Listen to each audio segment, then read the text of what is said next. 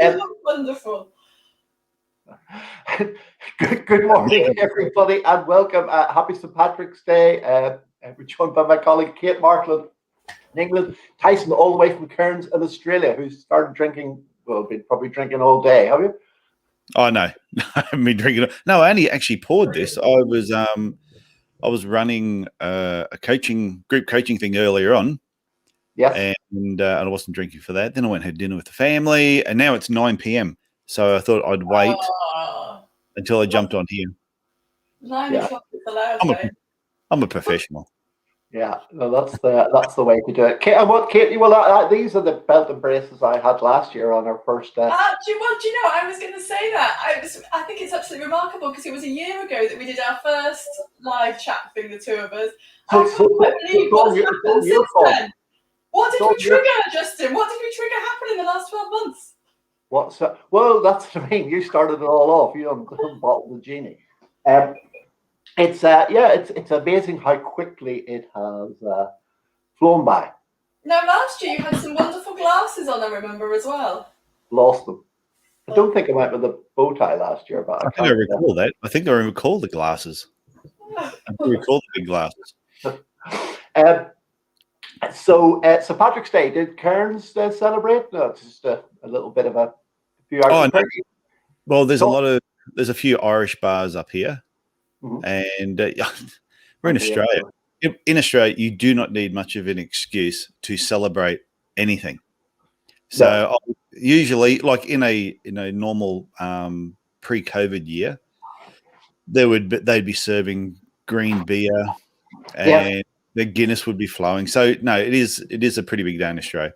But like I said, we don't need much of an excuse to celebrate anything. No, I think sorry, I talked to my friend Charlie in Sydney earlier on, and I think in New South Wales, the whoever's in charge decided everybody could stand up in the pub today.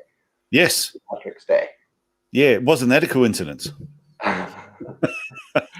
So, they are, of course, they're pretty much no cases in that part of the world at the moment. That's what I was going to say. You're open. The fact that you're open is just like foreign to us. Like your bars, your restaurants, your cafes are open. Everything's open. You wouldn't know there was. I was at Muay Thai fights on Saturday night, and there were like 600 or 800 people there, and there was one guy walking around with a mask on, and everyone was going, "Weirdo.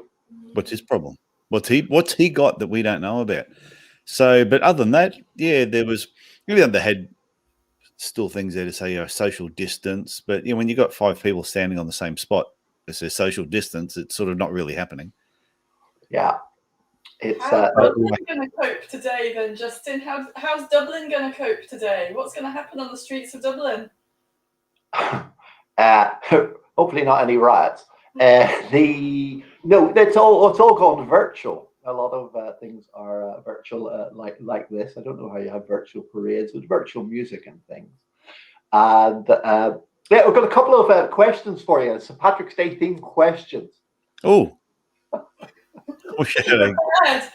heads up. Ready, Tyson? Yep, I'm ready. How's your Irish history? What we're doing? Should we start you off with the? Can you tell me what is the meaning of what does the shamrock symbolize? The Irish shamrock? Irish shamrock. It's good luck. It's a good luck symbol. Yeah, it's supposed to be like a Holy Trinity, the Father, Son, and Holy Spirit. We'll start off with the religious ones. I was hoping Sean Cabbage was going to be on. When was the first... what did St. Patrick banish from Ireland? I know that. Snakes be gone. Snakes it is. Yes, because we used to have, for the rugby union team that I played for, we had a whole pile of St. Paddy's Day T-shirts done up, and it had on there snakes be gone. Oh, snakes out, which had 2 meanings. Snakes out, but also if someone got too drunk, it would be snakes out. So, that was what the shirts were all about. Okay, and well, of course, you can walk outside Tyson's front door and die pretty quickly if you get bitten by a snake. Oh yeah, you've got killers there. Bad ones. So Ireland is. When do you think the first St. Patrick's Day? Well, there's a question here. So when does St. Patrick's Day take place? I think we'll skip. We'll skip that one. Well, I thought it was in February when you sent the invitation to this. I asked you what this week, and that was February. Yeah. What does the leprechaun hide at the end of his rainbow? Oh, I'll let you have this. I know the end. Yes, we know that. There's a simple one. And what is where was it? And the home of St. Patrick. Well, that's so. Where is the remains of St. Patrick? Oh my goodness! It would be in a cathedral somewhere. Yeah, it will be. Just take your pick on some section of Ireland, Tyson. Maybe it's not in Ireland. Maybe the British stole it. They've stolen a lot, but they haven't got St. Patrick yet. He's in Downpatrick in County Down, not too far from. When was the first St. Patrick's Day? Well, I don't know. Give us a. When was it? Yeah, give us a sort of timeline. I haven't got a timeline here of St. Patrick and his life. 5th century. Originated in Wales, captured by the Romans and brought over as a slave, apparently, and then did his magic then. So quite a long time ago. So he's actually a Welshman. Was. And he got rid of all the pagans, apparently. Although God knows what gods the Romans were. So he was Welsh. Yes. Yeah, let's just focus on that a minute. Yeah, so St. Patrick's Day, which is he was Welsh. I didn't know that. Oh, yeah. So he's a sheep herder, apparently. But then again, like Russell Crowe, we say he's Australian until he throws a phone at someone, then we go bloody Kiwi. Yeah, adopt them as your own until they're no longer useful. And that's a quite. When was the first St. Patrick's Day in the United States take place? Which year do you think? I'm going to 50. I'm going to go with when did they discover America? When was it? Before Australia or after? Yeah, no, it's before. I'm going to say somewhere in the 1700s. It wouldn't have taken them long to get a few Irish people over there. As long as there's 2 Irish people that would have celebrated St. Patrick's Day. Yeah. So whenever the first 2 Irish people ended up in America, that was when St. Patrick's Day was. 1762, apparently. Oh, That's older than Australia, isn't it? Yeah. Yeah, Cookie was still floating around. Yeah, still trying to find his bearings. His bearings. So maybe you should get a little bit more serious. What have you learned? What have you guys sort of learned over the last year then? Oh my gosh. Well, not learned, but what's been. Was that over the COVID year? Yeah. I've learned how much you appreciate your friends. Mm-hmm. Like people, but I was in the UK in 2019. Went from there to the United States, and I came home from that trip. And my wife said, "How was the trip?" And I said, "Yeah, it was okay. It was like I enjoyed it, and I met a lot of nice people, especially in the UK, and then caught up with friends in America. But I think I was tired the whole time. I don't think I appreciated the trip because I had done so much traveling, months before that, and for so many years in a row, that I thought, next year I'm just going to take a little bit extra time a few extra days off and just slow down a bit and just really take it in." Mm-hmm. And then that was sort of all taken away from us. So it made me realize to appreciate travel when you can do it, but also appreciate your friends, not just the ones that are close, but the ones that you only see once a year when you go overseas. Or family that may even be in a state that when all the borders were closed, you couldn't catch up. I had a grandchild born. I couldn't go and see him because the borders were closed. So that's probably what I've learned the most over the 12 months is just appreciate your friends. I miss hugging people. Yeah. Kate's hugger. How much I dislike extreme authoritarianism.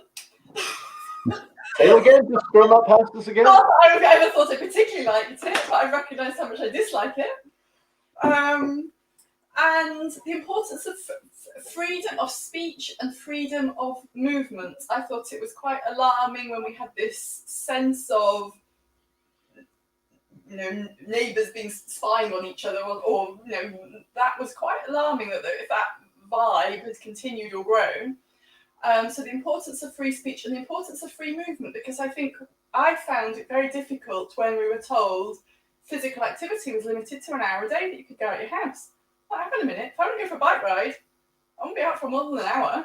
And I found that a very big conflict with what we do professionally in terms of really discouraging fear avoidance and encouraging physical activity as part of health and life and the many attributes it brings.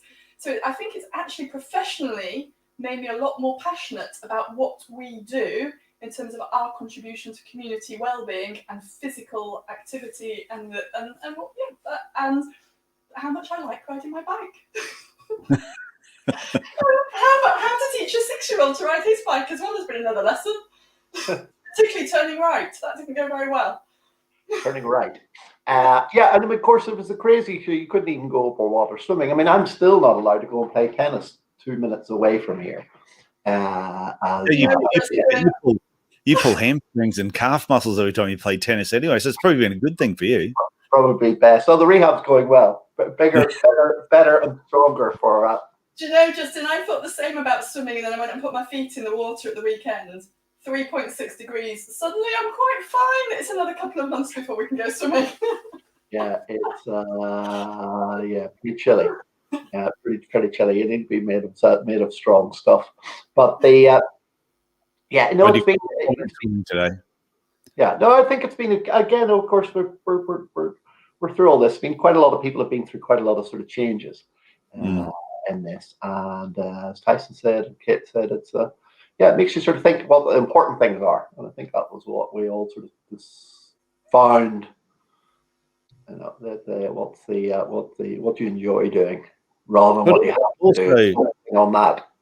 Yeah, but also, I think the whole conference landscape will change. Mm-hmm. Where we so used to, I know there were so many conferences on that. There were some people that professional conference goers. They would just add so many different things.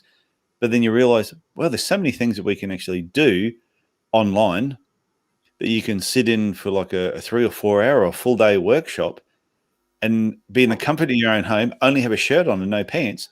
And nobody goes back to the snakes out thing again.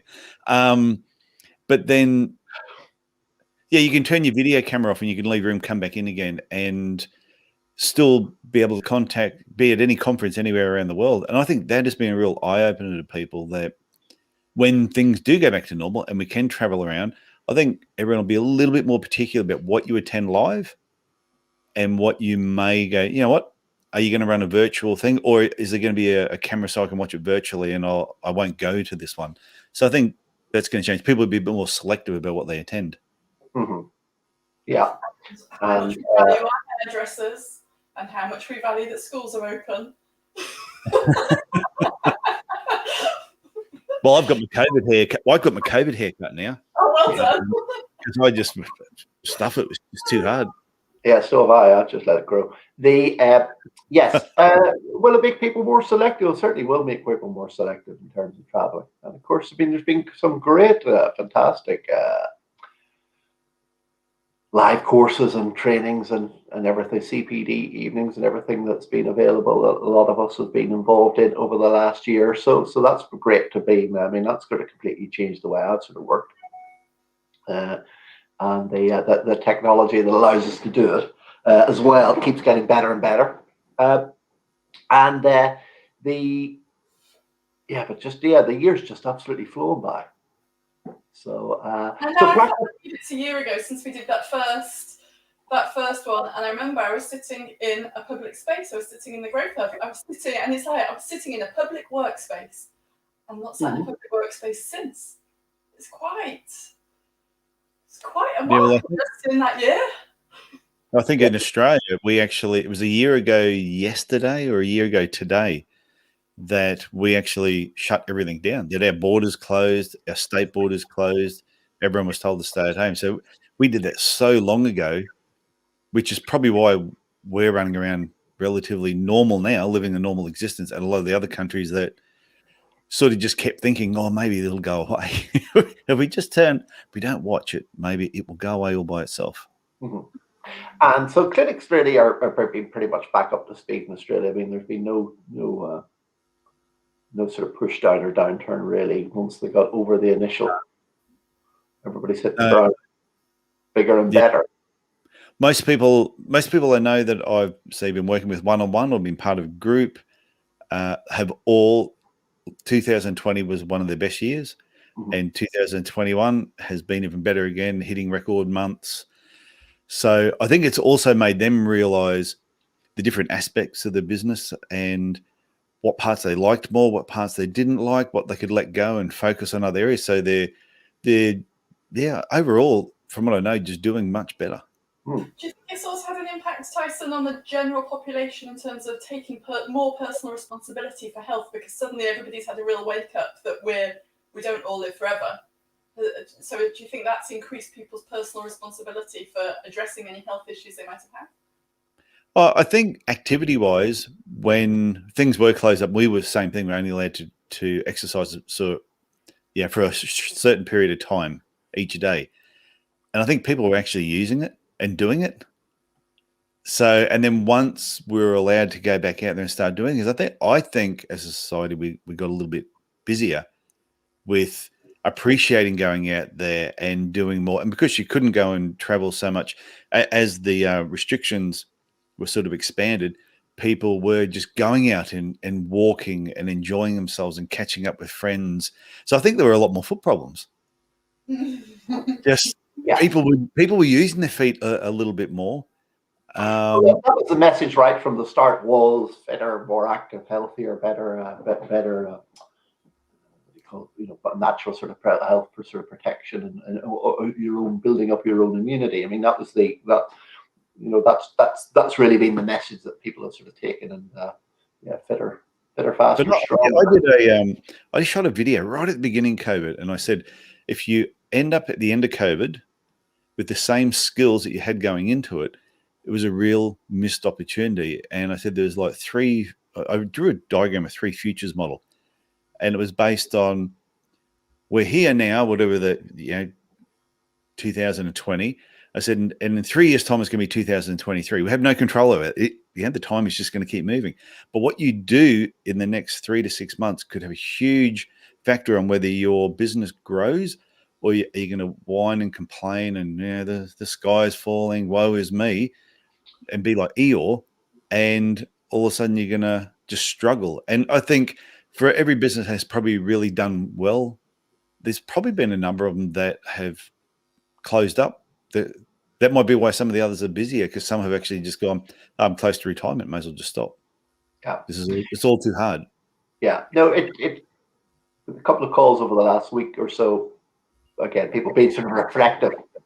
Again, this time last year, most clinics went from being very busy to complete stop, and maybe that was the first time in a few years that people have had that sort of enforced, apart from maybe snatching a few days holiday here and there, and a lot of sort of busy clinics, working far too hard. And again, that was then a time for a bit of reevaluation.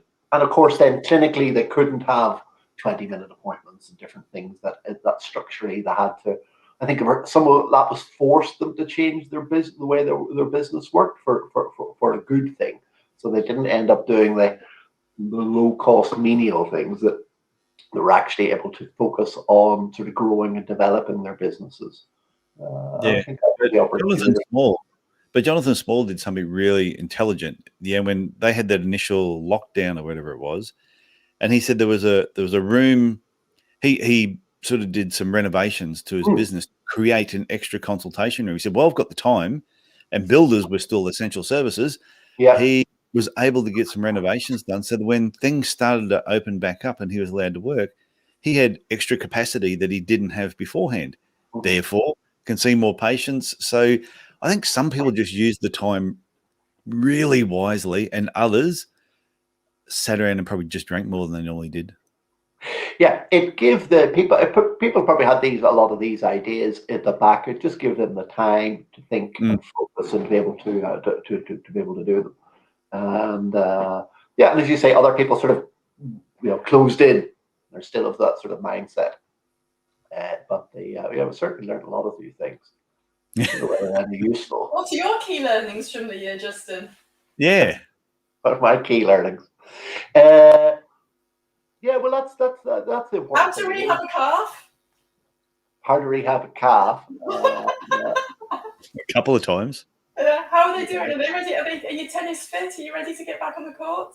We're getting there. The custard diet hasn't helped over the winter lockdown. We've got to shed the winter coat. But then we'll be back. It's what have I learned? Yeah, different people are at different sort of stages, and it's wherever you sort of meet them and sort of along that journey. And these times have focused things in a good way, but life still continues on. I mean, it's great to sort of see that there is so much sort of online stuff and everything. Everybody sort of has sort of pivoted and is making the best of it. And there's been certainly it's so much sort of CPD and training online that it's been fantastic. And I think people are being a bit more, not free with their time, just a lot more sort of advice and a lot more cuddly and cozy now.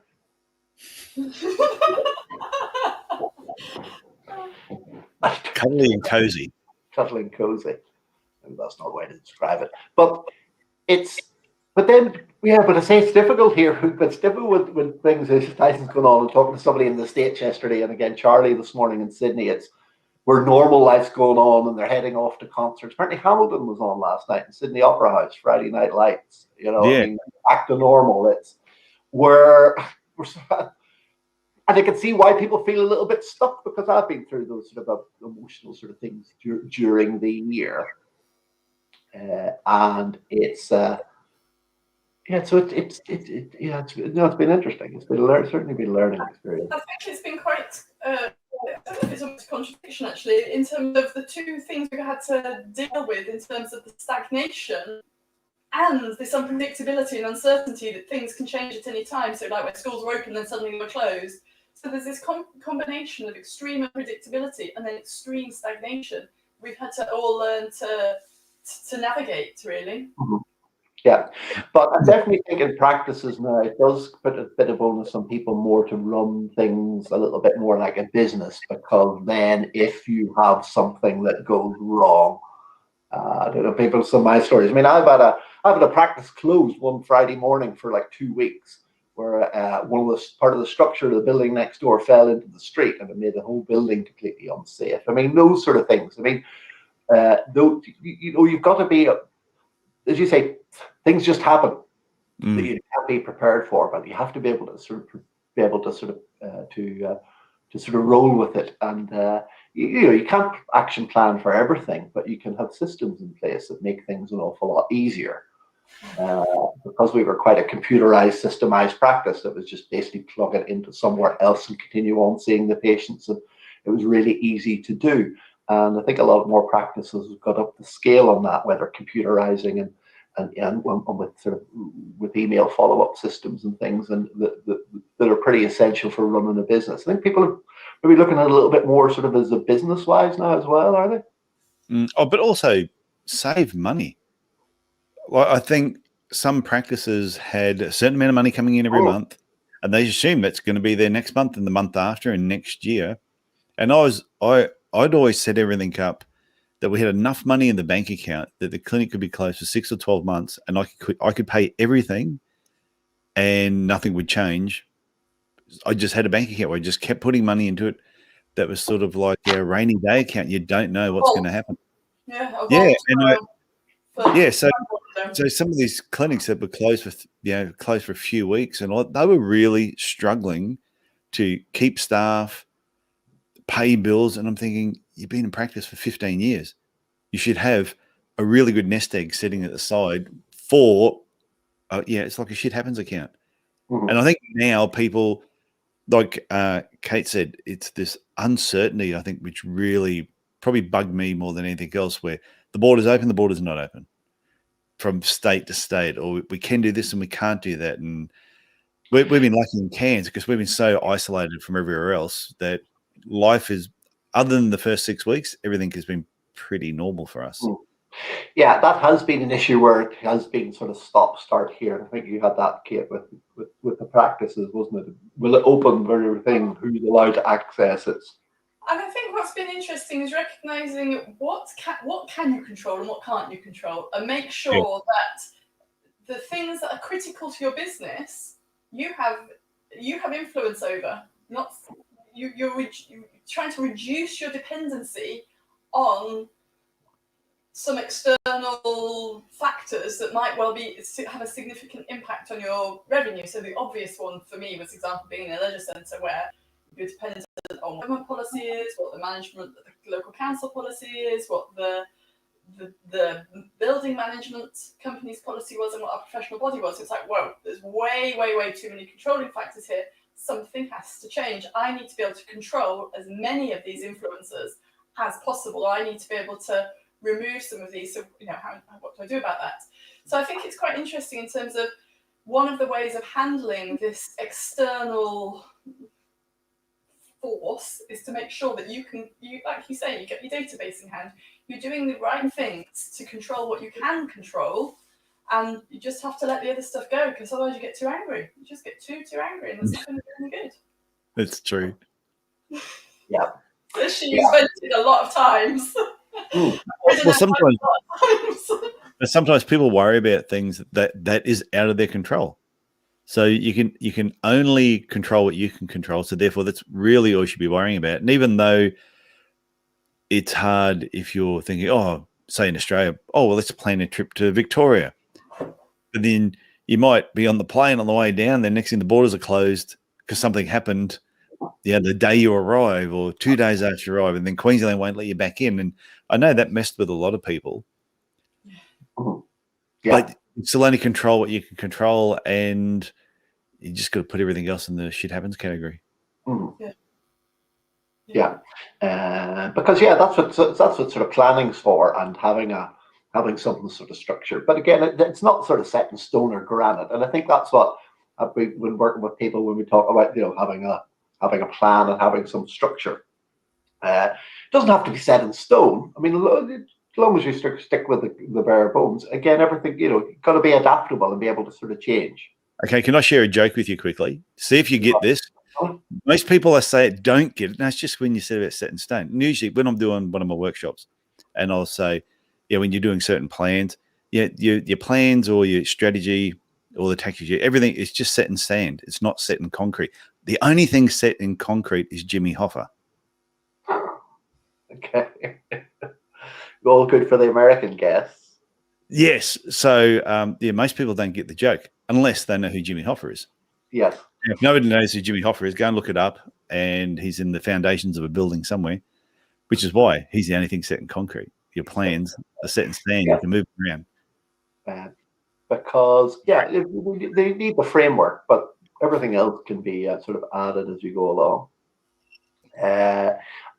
This is certainly what Tyson and I spoke about a good few months ago in terms of the importance of applying our clinical reasoning skills to our business, because that's exactly what our treatment planning is, and our clinical reasoning skills are based on. So we've got a framework, but we have to deal with what walks in that day. So we have a framework, we have a process that we're going to follow, but there's a flexibility in that to handle the uncertainty. The person who thought was getting better, then suddenly something's happened and they're back to square one.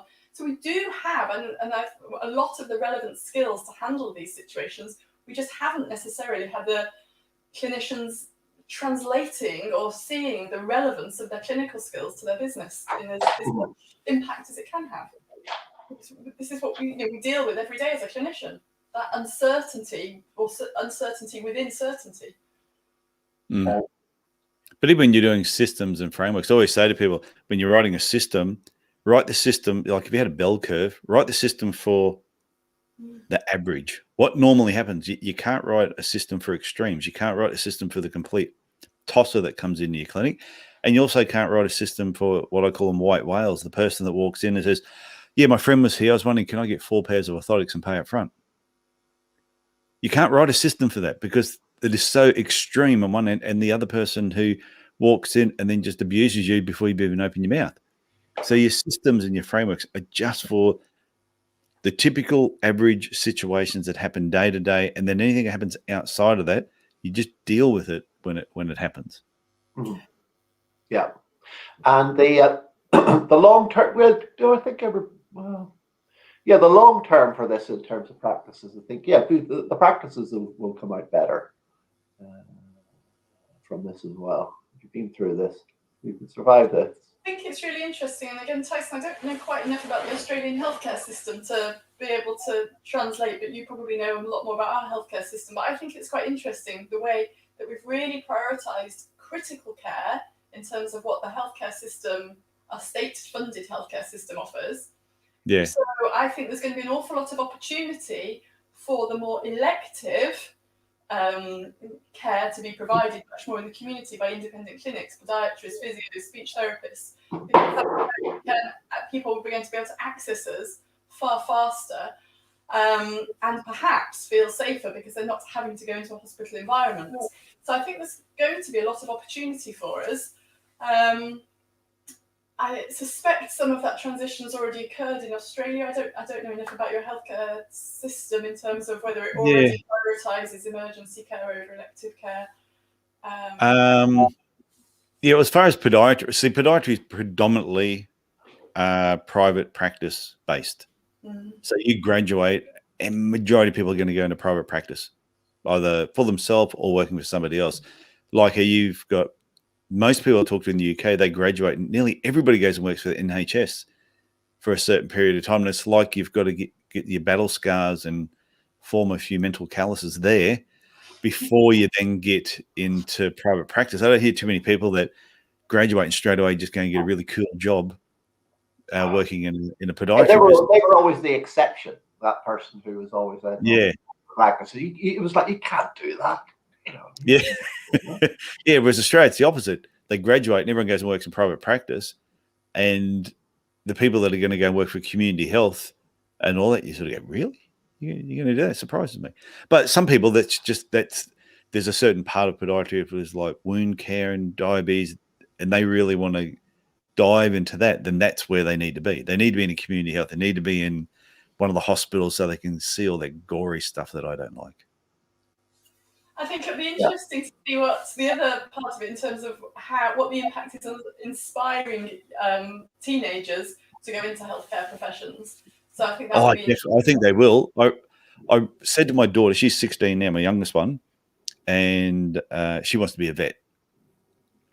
And I said to her, just whatever career you choose, I said, look at who did not really get affected too much by the pandemic. Look who got closed down. Look who's unemployed. I said, see all these people unemployed? That's probably not the path that you really want to be bolting into at the moment. I said, so yeah, healthcare.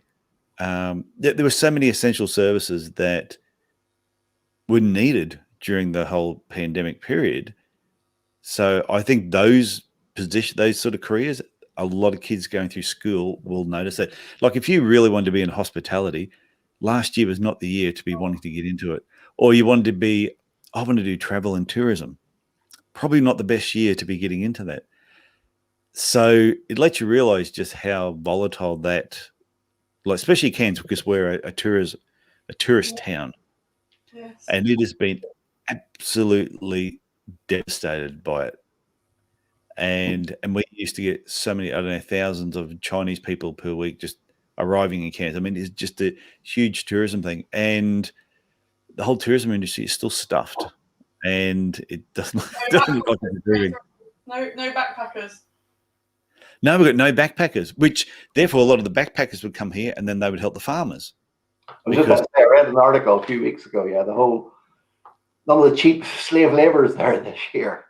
Yeah, and we've got friends who have got farms and they cannot find people to work on the farm because usually they rely on so many backpackers. So it does have this trickle-on effect, but right through the whole process, podiatry clinics have been open, physiotherapy, healthcare, vet clinics. Yeah, your dog gets sick. Yeah. Yeah, I mean, that was the thing from before, from back in the crash in 2008, which was one of the times when I was actually scaling my businesses. So we didn't let it affect us. But that was the time then where certain countries, you could, obviously, mobility of labor, there was a lot of work in Canada, a lot of work in Australia. So there isn't those options this time because they aren't allowed to travel. And then there is the, so you don't have that sort of escape valve that was there before. And I mean, that was always a good way of, there's Jose's in just come to Spain last year in September. I mean, everybody used to do, a year or two overseas maybe to get a bit more experience and then sort of come back again. So those have that's obviously been put on pause for a while. So it'll be interesting to see how quickly that starts to get back. But obviously internally within Australia, placements. What's the Greyhound buses? They've not been able to cross the county boundaries. They're not. Your buses, the buses, Tyson, the Greyhound buses. Oh yeah, what about them? Long distance buses that go on forever. Australia is a big place. I know. Like I could jump in my car now and I could drive south for 20 hours without stopping, and I'll make it to Brisbane. So that's how far north we are to Brisbane. And then if I drive another 11 or 12 hours, you get to Sydney, and then another 10 or 11 hours, you get to Melbourne. So yeah, it's a big place. That's fast. Which has been good for the whole COVID thing, because everything is so spread out. When something has broken, if there has been a small outbreak, like 6 people, and all of a sudden it's like, holy shit, we shut down a whole state because there's been 6 people with it. But then that's been good for everybody else. Mm-hmm. What do you think happened with are there flights between Australia and New Zealand at the moment? And no. No, will that probably be the first air pathway to open up, I'm guessing? Yeah, they're looking at a few. Well, I think New Zealanders are allowed to fly to Australia, but Australians aren't allowed to fly to New Zealand at the moment. I sort of haven't really been keeping too much track on it, but I think New Zealand's a bubble they want to create. Japan's another one that they're hoping to create. Singapore is another one they've been talking about wanting to create a bubble there as well. And Fiji. Yeah, some of the Pacific Islands. Everybody wants a holiday. Yeah. Well, it's one of those things. If they can create a bubble, that it's not just the flights; it's also cruise ships. So cruise ships could travel from Australia because that was a really popular thing, Australia through to the Pacific Islands. Yeah, on cruise ships. So I think they're just waiting for someone to just, I don't know, sign a form and say, yeah, let's do it and just see what happens. We can easily shut the flights down again, because I'm pretty sure they said something that Fiji hasn't had a COVID case for like 300 days. Okay. So here they are sitting there, no COVID. We're in Queensland, pretty much no COVID. And everyone wants to travel. Yeah. Yeah. Well, that was it. My friend again, Charlie, was complaining about everything's booked up in Australia over Easter. Oh, jeez. It is. We were in Airlie Beach over Christmas, and it was just absolutely packed. And we said to the lady there, has it been busy? She went, oh my God, from the time you're allowed to start moving around, even just interstate, she goes, just so many like local people, like people only a couple 100 kilometers away traveling. Just needing a change of scene, needing a mini holiday, needing a day out. Yeah, it's been good. I think it's been good for our own country. There's a lot more people that have been willing to. We'd normally go overseas and travel, but we can't. So let's go and see parts of Australia we haven't seen before. So I think that's been great for our own country to spend the money. I've saved a lot of money too by not traveling. Yeah, a lot of people have saved a lot of money. Yeah. The practices. Well, I mean, I remember doing work with Righty, who I'd hoped to be here. And there's a couple of other people who were supposed to be here today, but they're obviously busy. A couple of people were in clinic. And Righty was always like, most people in clinics used to spend more time planning their summer holiday than structuring their planning or working on their clinic. Oh yeah. Planning, sitting in clinic all week planning a weekend away. Yeah. And it was, you do more research and you do more bookings and you do more stuff on your 2-week summer holiday than you probably put into your whole business all year. It's been nuts when you think of it like that. Everybody does it. Everybody does it. Yeah. Well. So what have you got in store, Justin, for the rest of your St. Patrick's Day? What celebrations have you got? What live music are you joining this evening? Or everything's closed, so nothing. I go see the kids. I've got some stew cooked, and I might buy some stuff outside in the garden because it's starting to warm up a bit. But apart from that, nothing. I can go for a walk. We're still limited to 5K. When you say warmed up, what's the temperature? just it always makes me laugh when I hear someone. About 10. Yeah, it's really sunny where I am today. Really sunny, but I've almost got shorts on. I've got 3/4 trousers on. It's balmy 8 degrees. It's normally it's on St. Patrick's Day parades. There's a lot of sort of rain and hailstones and different things, and it's pretty miserable. So it's balmy 8 degrees today. It isn't raining, so it's all good. Yeah, this is our temperature now at night. Oh, 26. Yeah, okay. Yeah, at least we're out of summer now, so we're now into autumn. Mm-hmm. Yeah, so America watching the fall. We've got the summer to look forward to. It's 9 degrees. I think, hallelujah, you can put the dreams away 3/4 out, okay?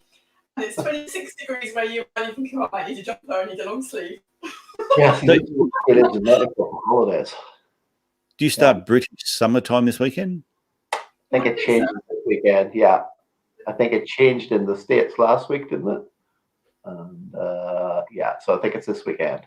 I'll make it. Yeah, about 10 years ago, it was 9 degrees in Cairns one night in winter. It was on the front page of the paper. It was amazing. Tropical paradise. It is. Wonderful. Okay, so we'll probably call it there then. Thank you very much for coming along and sharing some thoughts on St. Patrick's Day. A couple of the others didn't turn up, so maybe they were called up and people were working in clinics. Well, thank you for the invite, and I learnt a little bit more about St. Paddy's Day today too. Yeah, a couple more questions for you. 17. Yes, and he's a Welshman. You may as well tell us he was a Kiwi. Well, I was up early this morning. Of course, the Kiwis won the America's Cup in the sailing this morning. Nobody any interested in that? No. There was no wind, so there was that was an early start for a race. I'm just checking if St. David was actually an Irishman. St. David was actually an Irishman as well. Yeah, and so well done to the America's Cup. New Zealand again, beating the Italians, and so okay. Thank you very much. No, thank you. Be fun. Okay, and we'll end the broadcast now.